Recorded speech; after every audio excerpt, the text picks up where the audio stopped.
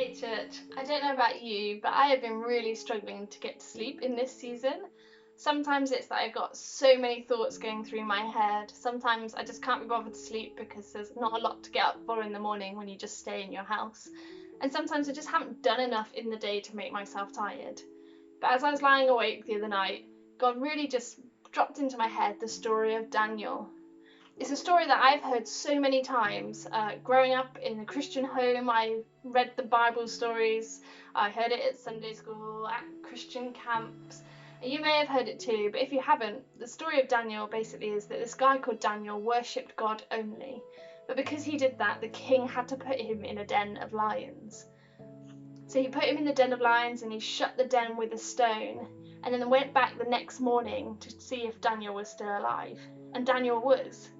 And Daniel says this in chapter 6, verse 22. He says, "My God sent his angel to shut the lions' mouths so that I would not be harmed." And I've always known the story, but that really stood out to me this time, what God actually did.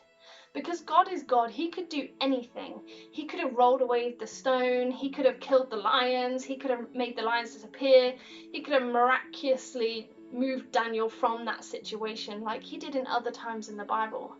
But in this time, he actually chose to leave Daniel in there, to leave the lions there, but just to make sure the lions didn't harm him. Now, the Bible story that I read as a kid and that I read to my children shows this beautiful picture of Daniel sat there snuggling up with the lions like they're cats and dogs and having a really nice time. But I can imagine that probably wasn't the case. I know for myself that if I was shut in a den that was probably pitch black, knowing there were lions in there, I would have probably been wetting myself. I would have been that scared. I can imagine Daniel was probably quite scared too. But there's a few things that Daniel didn't do in that situation. He didn't just shut his eyes and pretend it didn't happen and pretend that the threat wasn't there. And I expect he probably also didn't go up and start poking and aggravating the lion either. But he understood that God was in that situation with him. He'd seen the angel come and shut the mouths of the lion.